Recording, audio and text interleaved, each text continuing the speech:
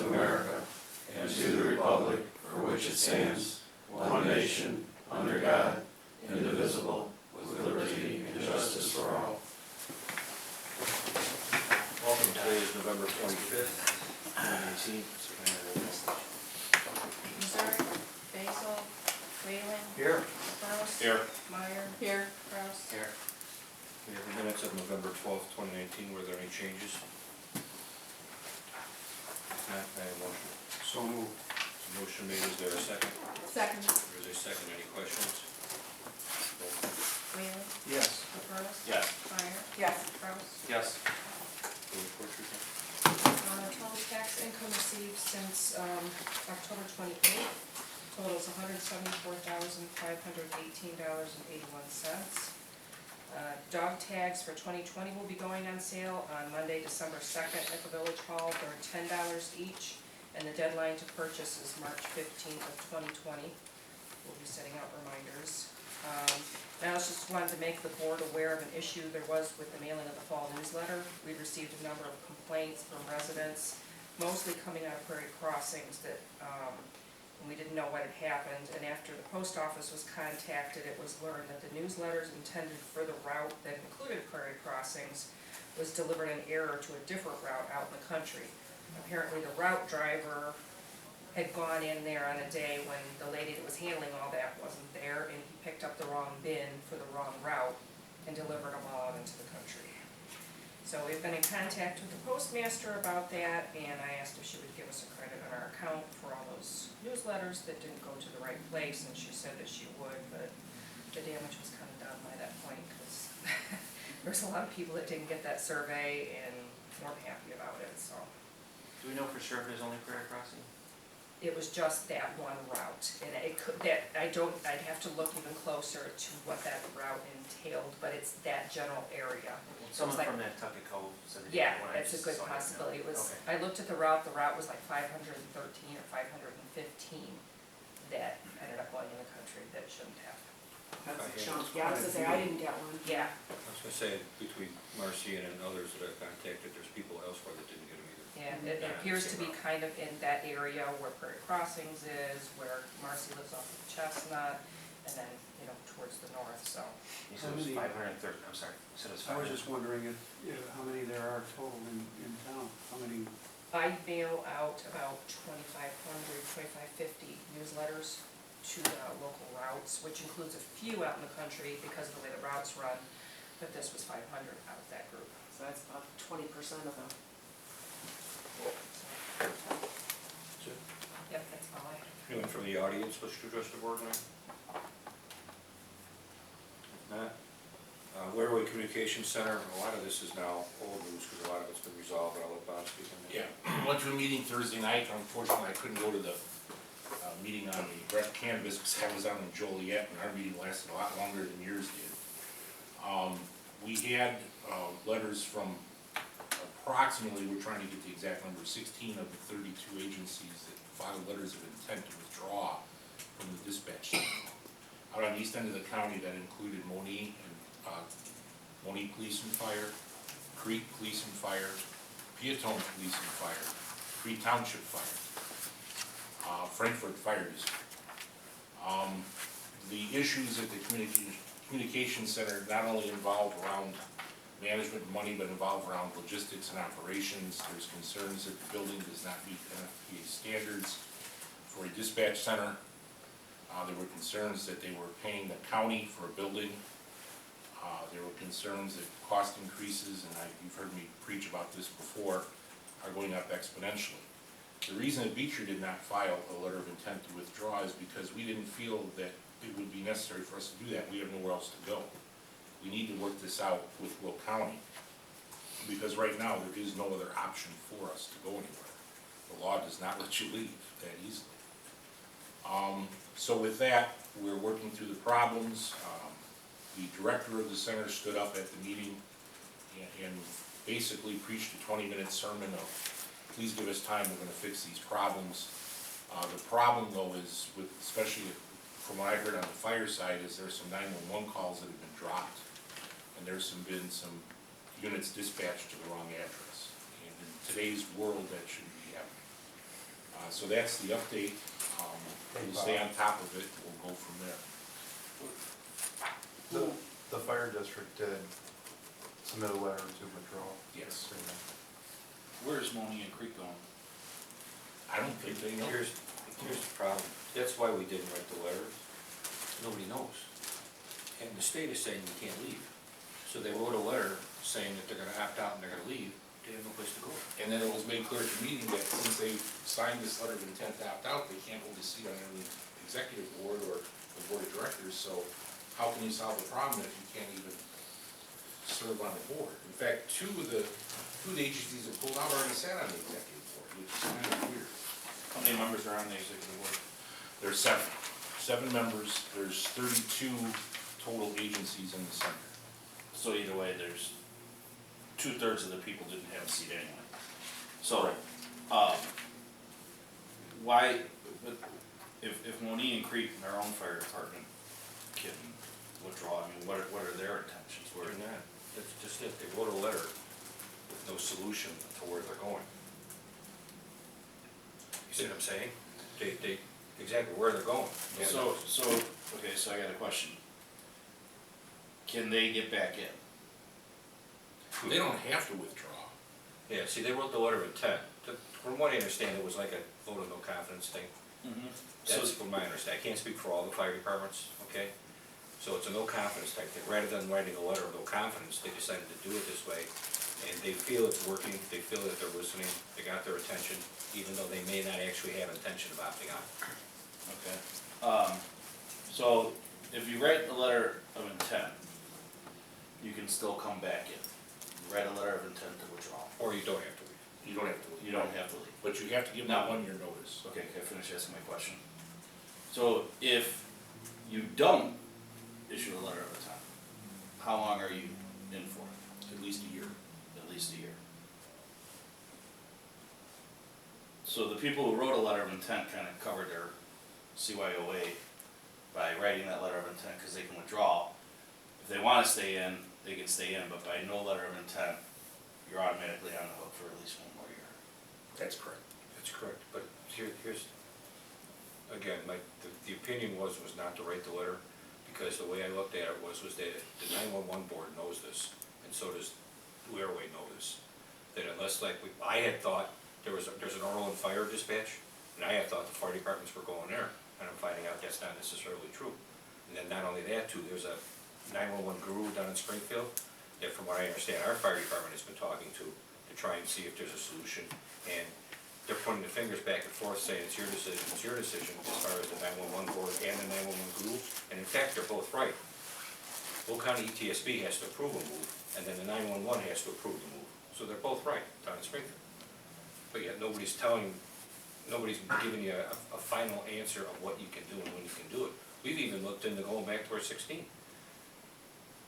Yeah, we didn't know that these letters of intent to withdraw were submitted until about a week ago. Yeah, we walked into another meeting, we found out about some of them. When you said state laws prohibiting us from leaving, or anybody, or what's, Yeah, you can only have 3 dispatch centers in the county, and there's already 3. So the law would have to be changed. So in our little meeting, we did discuss the possibility of going to our legislators. and that's what are we exploring that option? Cause I know under the last administration, everything was consolidated.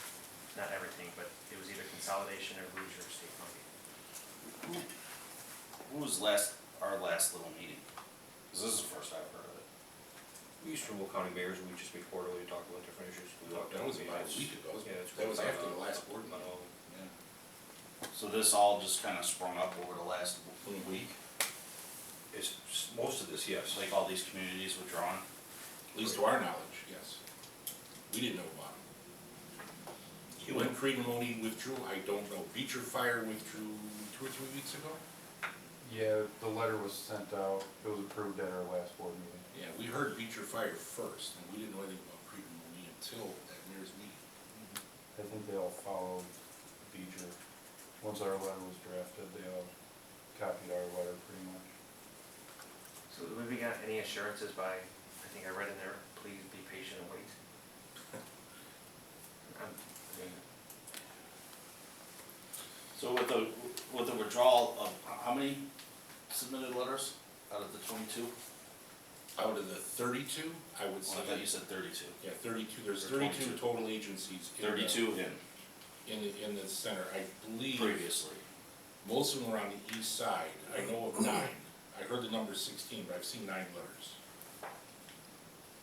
I think Mokina, I can't remember, Mokina wrote a letter, but I think they were writing a letter objecting to the bylaws not withdrawing from the agency, if I recall.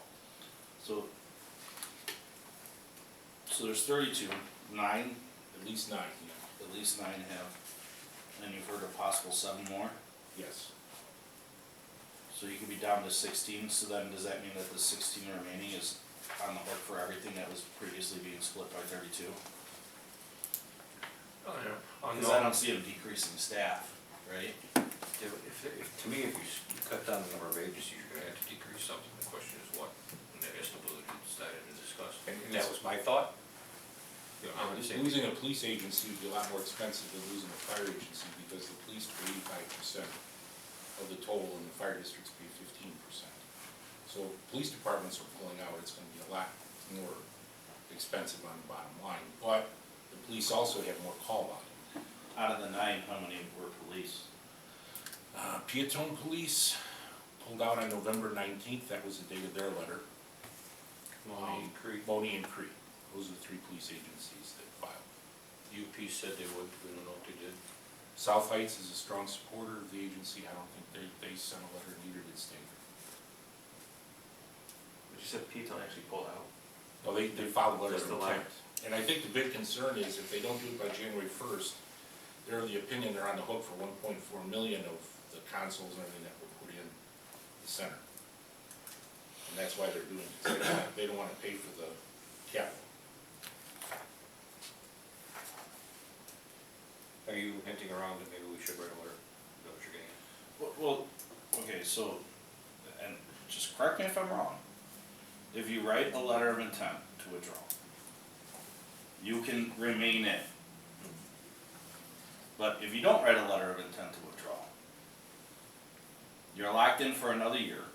Meanwhile, everyone else has withdrawn, and you got the chance of, from what Bob says, 9 that have issued letters, possible 7 more, reducing it down to half. So what is dispatching prices gonna double?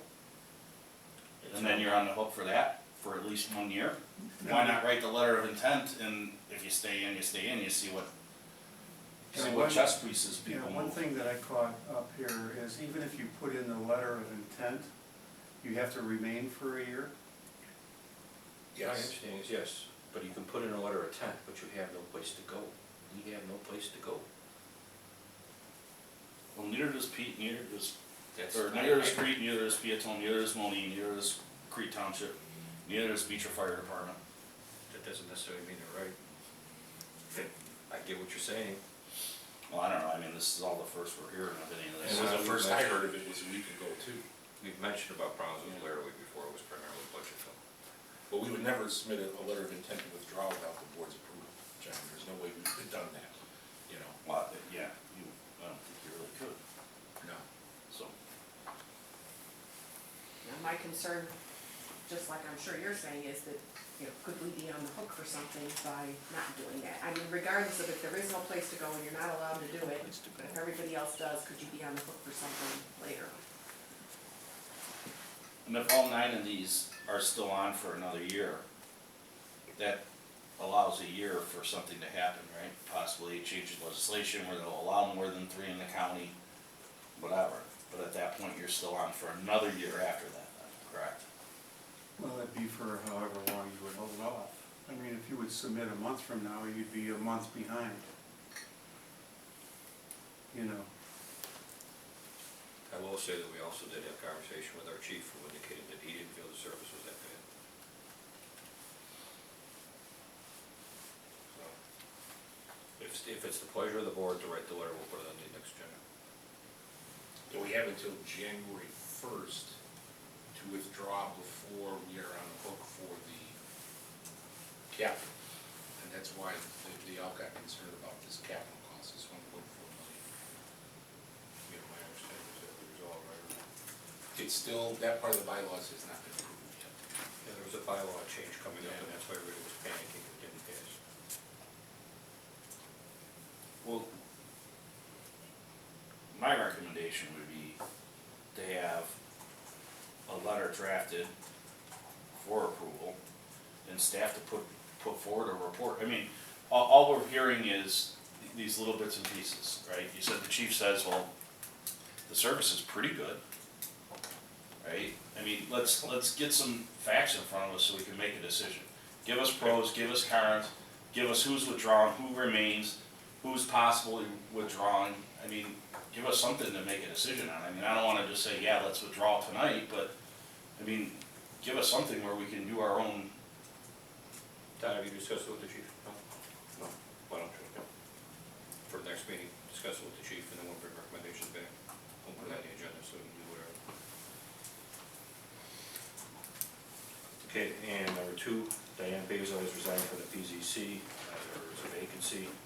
I intended to give you a copy of an application tonight, I'm sorry I didn't get to it today. It will be on the website, if anybody is interested in applying for that position, whether it be now or even in the future, they can put the application in. Finance and Administration Committee has no report. Public Buildings and Property has no report. Planning, Building and Zoning, it's pleasure of the board, we can discuss the results of the public hearing on the sale of recreation cannabis as a special use permit and the PZC recommendation. Bob, do you have the recommendations? I was not at the hearing, all of you were, but I was told that the ordinance was recommended for approval with one change. They wanted to add a 1,500-foot buffer zone for churches. I assume that's from the property line, not from the building. Correct. And so that created this new map. I think, Bob, there's one thing the board should look at too, and that is make sure that, I'm just trying to report for answer his question on the, okay. There is a map in front of you here that shows with that new buffer zone the properties that you could sell recreational cannabis from the dispensary in the village with the ordinances recommended by the PZC. There's one interior area next to Waltz that would still be in the outside any buffer zone. The Hunter's Chase lots up along Dixie Highway, although those are getting very close to 250 foot on the residential. The El Consuelo Ranch property and the PLS track property and RP Lumber property. The only problem with this is we had a discussion as to whether or not we should include the 1,500 foot buffer from any rural church inside our Mount Ave planning jurisdiction, and the attorney is of the opinion that you probably should. Because if you want to claim planning jurisdiction outside your limits, you should apply the buffer zones to any uses outside. That being the case, you would lose RP Lumber and El Consuelo and the PLS properties. They would come out of the zone.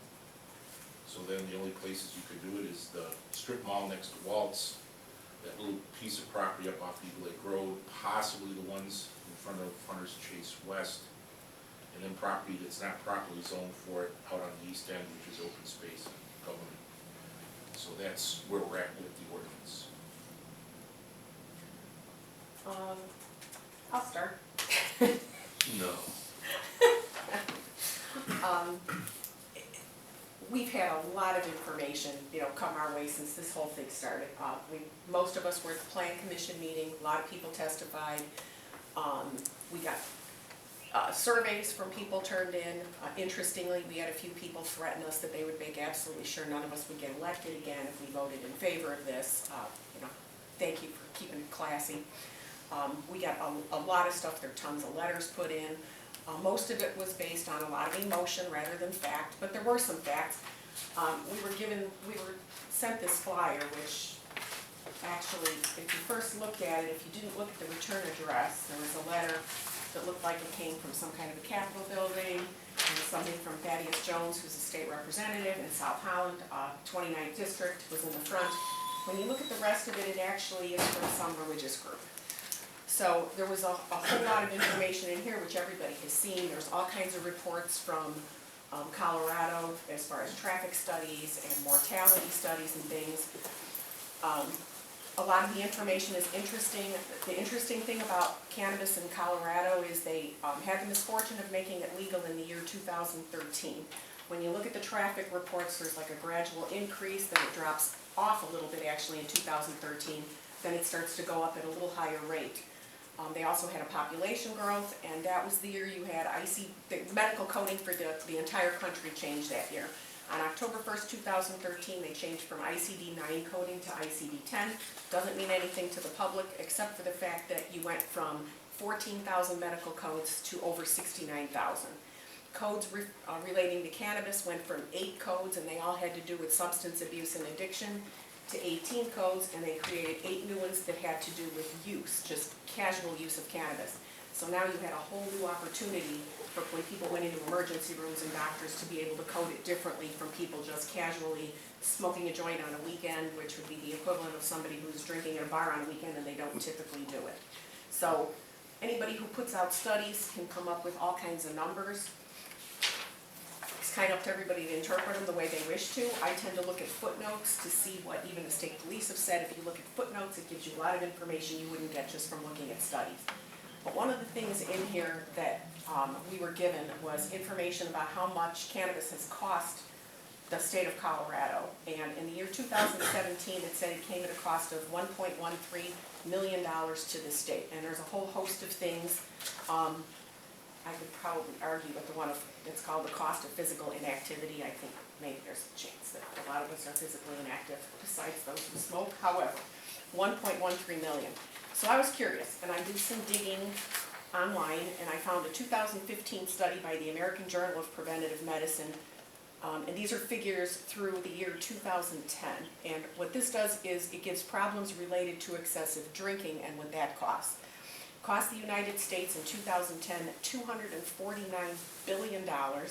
The median amount per state was approximately $3 billion a year. Illinois, oddly, is 3 times the norm, $9.72 billion. That's drinking. So the cost is high for cannabis. It's way higher for drinking. What is our limit as far as how far we can put liquor stores and bars, etc.? You mean the zoning ordinance? Yeah, from schools and churches and everything Yeah, the else. zoning ordinance is silent as to buffers for liquor, but the liquor code says you have to be 100 foot from a church or school or daycare center. It's 100. Okay. And we've measured that building to building because it's not clear whether it's property line or buildings. We've always used buildings, 100 feet between buildings. So from some of the churches, you've got 300-400 feet from where they're selling alcohol. If you took Pastor DeAndrea's church, and I understand, he's got some moral issues with it, and he has, every right to that. I know the ministers are not happy about this, but how far is, I believe that Circle K that sold liquor was there before his church. My guess, I could be wrong. I can't answer that question, I don't know. Just out of curiosity. They were both here before I got here, Okay. but I think. And it could be that he was there Yeah, I first. think it's and about they were- 400 feet. I think there's a 400 foot, because I know we had to measure it before when there was an issue regarding the sale of adult magazines or something at one point. Gotcha. Lot of information given to us. I have to honestly say, I was actually kind of pleased at that public hearing. There was a lot of kids that got up to testify. And you can say what you want about their motivation. They had to be intimidating. For them to get up there in front of an entire room full of people, in front of a board full of adults, I had to say it was very interesting and very nice seeing these kids get up there and take the time to testify. Anybody else, any discussion?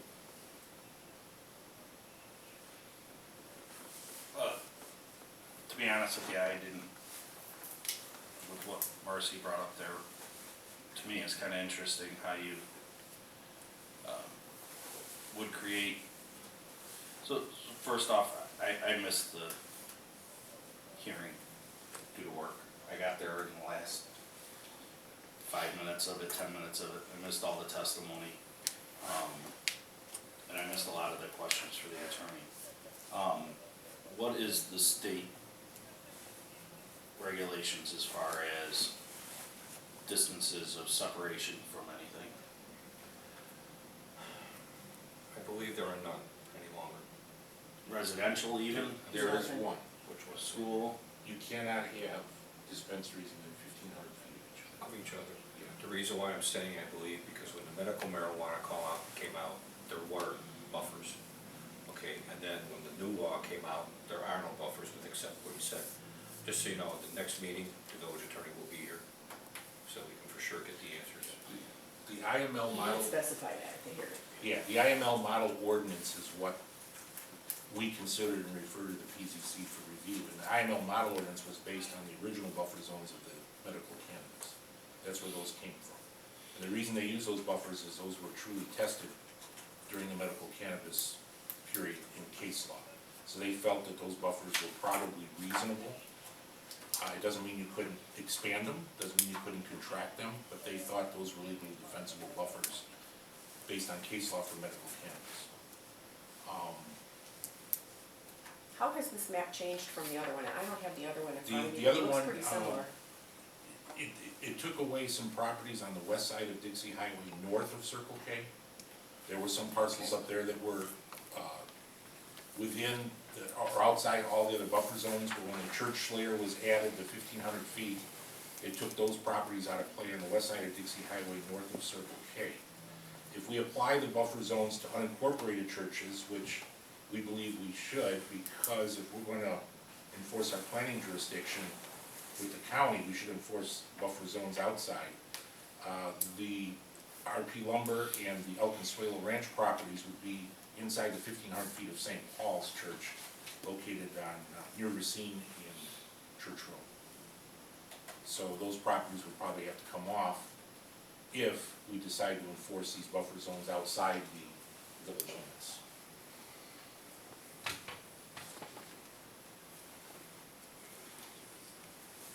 Any other questions or discussion?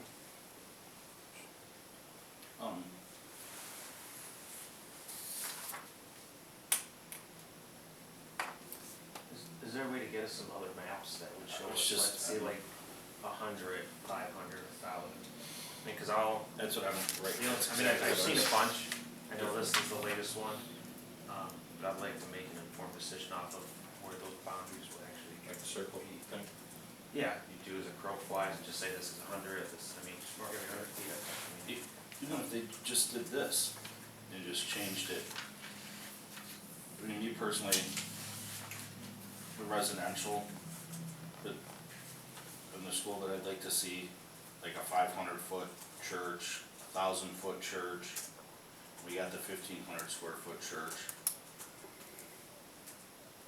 I'd be curious to see those, like what the effects of.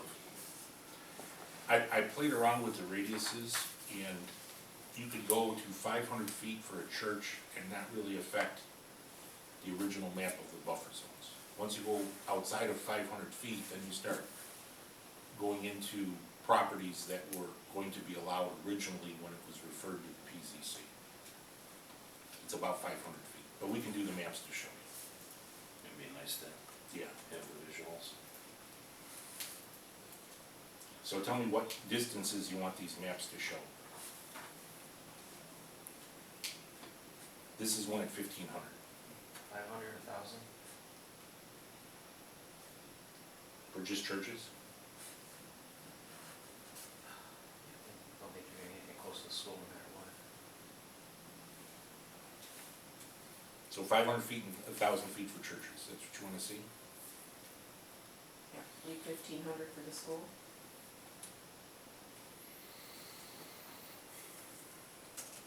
Okay.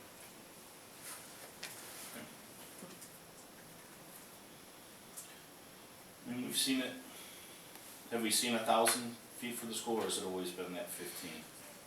Is the only thing that's changed the church separation? That's my understanding. All they did was really add the word church, which is what they added the word church, added the word church into the example words.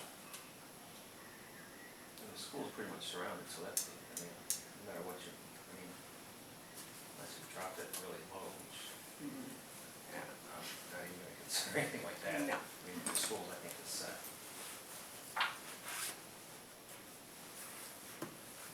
Anything else? Okay, everybody will be at the next meeting, right? Yeah. Public Safety Committee had no report. Only have one, right? We only have one. Right. Yeah. December 9th, I think. Yeah, we're doing the tax levy, we're doing this, it'll be a bigger meeting. All right, Public Safety Committee had no report, Public Works Committee trustee reports. Wastewater treatment plan update, Bob? I'm being told we're getting a lot closer to getting done. The valves came in from that change order, and they're in the process of installing those valves. Have they paved down there yet? Nancy? Started today. They did start today on the pavement. They wanted to get that done before the plant's closed. So the other big thing they have to do is the orbital ditch, they have to pull those axles. And we've gotta get them retrimmed, and then they put the new motors, I guess, on those axles and the new fins. So we're probably at about 85 to 90% complete at this point. And how's the skater working? Is it getting better? Yeah, they've still got a lot of work to do to it from what we've learned with our quick meeting with them the other day, but it's getting there. It's finally coming along. Yeah. So that's it on the sewer. Consider a motion authorizing the village president and clerk to sign an engineering services agreement with Baxter and Woman in the amount of $10,000 to conduct a phosphorus remediation plan and operating permit renewal for the Beecher wastewater treatment plant. We are within 2 years of expiration of our 5-year operating permit. We need to submit a new renewal within 1 year of our current permit expiring. Last time, we spent $5,000 on the renewal portion. This time we have to complete a phosphorus removal plan, which requires surveying and sampling discharge from the potential phosphorus producers and submitting a remediation plan. This is what the extra $5,000 is for versus the last time. So if nobody has any questions, I'll go ahead and make a motion authorizing the village president and clerk to sign an engineering services agreement with Baxter and Woman in the amount of $10,000 to conduct a phosphorus remediation plan and operating permit renewal for the Beecher wastewater treatment plant. Motion on the floor, is there a second? Second. There's a second, any questions? Roll call. Kraus? Yes. Meyer? Yes. Capros? Yes. Wheeler? Yes. Leaf and brush collection update, Matt? Brush pickup should end tomorrow, November 26th. Should be the last day. I know they're talking up to 60-mile-an-hour winds Wednesday, so I don't know if that's gonna be possible for us or not, but our normal routine should be over tomorrow. Leaf collection, we still got trees hanging on the leaves. It's kind of crazy. I don't know if they froze there or what, but we're about 70% done with our normal load pickup at 42. So we're getting there. I don't see us ending anytime before December 15th, though, at the earliest. So Definitely not before our next meeting, right? correct. December 9th. No, definitely not. Consider a motion authorizing the village president and clerk to sign a local agency agreement for federal participation for Penfield Street PPE 2 for $309,750. The village has already approved the engineering agreement in the application for federal funds. Now this is the formal agreement that we've been waiting for to begin for the design work. $61,950 will be from the village local funds. And this will come from the infrastructure sales tax account per the budget. So I'll go ahead and make a motion authorizing the village president and clerk to sign a local agency agreement for federal participation for Penfield Street PE2 for $309,750. Motion on the floor, is there a second? Second. There's a second, any questions? Now, does this move our project up, or are we still talking? It's going to be 2021, but it does include moving the monument across the street like we discussed in our Okay. parking lot. Any other questions? Roll call. Wheeler? Yes. Capros? Yes. Meyer? Yes. Kraus? Yes. Economic Development and Community, were you done? Yeah. Economic Development and Community Relations Committee, trustee Meyer. Village administrator and I have been invited to attend a government affairs meeting of the Southwest Builders Association to discuss our moratorium on impact fees. That's December 4th. And Bob Barber has prepared a presentation to give them, so. We were invited, we didn't ask to go, they called us, Okay. because they heard about it from the real estate group. Tom Joseph told them about it, so we're hoping that gets some interest going from the homeowners on some of our vacant lots. Apparently there's about 10 of them that belong to There's 10 this. builders that go to this meeting, yeah. So at least get an audience with them. And that's all I have to report. Thanks. Any old business? Any new business? Yes, I have a recent spike in crime. Some of the things, what they are able to discuss about what has happened, what some people should do, like please lock your doors on your vehicles, and what they've done to address some of this. Thank you. So over the last month, we've had numerous burglary motor vehicles. We had 3 stolen autos, and then of course we've had 2 armed robberies. As far as the vehicles, the burglary motor vehicles, theft, auto thefts, they're all unlocked. The cars that were stolen all had the keys in the car.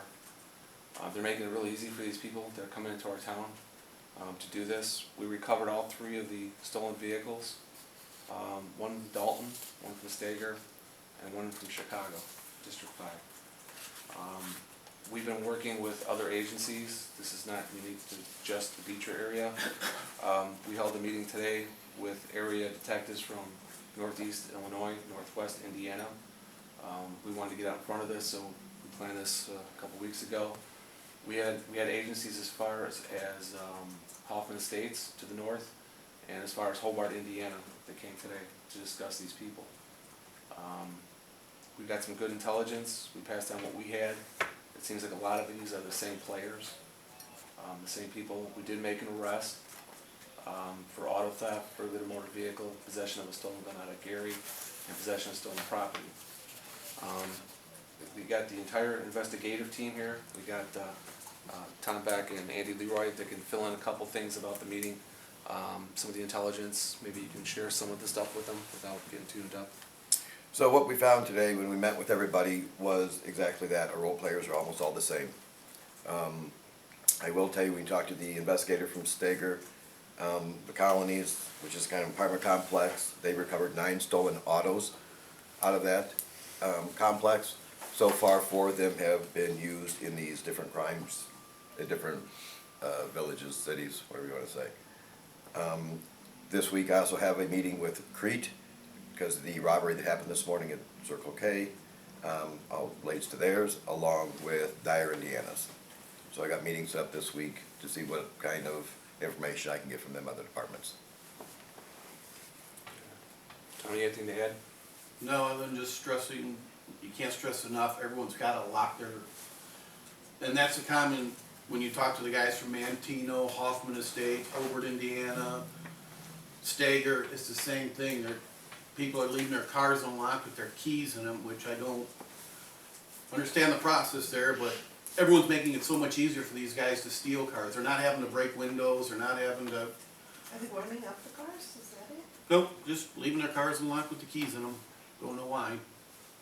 I wouldn't even do that in my locked garage, but that's what they're doing. So, and that's the issue we're having, because these cars, you don't know your car's gone until you get up in the morning to leave and realize you don't have a car anymore. And I also want to leave you with this. You have a part-time detective who still works the street. I think it's time has changed from Beecher. He's getting way too overloaded, way too busy to handle the duties on the responsibility on the street, and then handle investigations as well. It's something to consider in the future. We're going to probably need more people, a person to relieve him on the street so he can concentrate on investigations. What extra shifts, patrols, what extra is being done? Okay, so you've probably seen this. Actually, Bob caught us doing this. We were putting the cars that we weren't using at some of the gas stations. I'm gonna talk about this next year. Yeah, I mean, Yes. we have as many people as we can possibly afford out there right now. We're going to try to squeeze out a couple more, just to put some extra bodies out there, you know. And we got some feedback from obviously Facebook saying, hey, did you do this? Did you do that? You know, and it's important for the residents, you know, to be diligent, and you know, you see something, say something. You know, I'm more than happy to take down the information, because you never know. It might just be that piece of information that can solve this case. So that's where we're at. Yes. Motion to adjourn? So move. Motion made, is there a second? Second. Roll call. Kraus,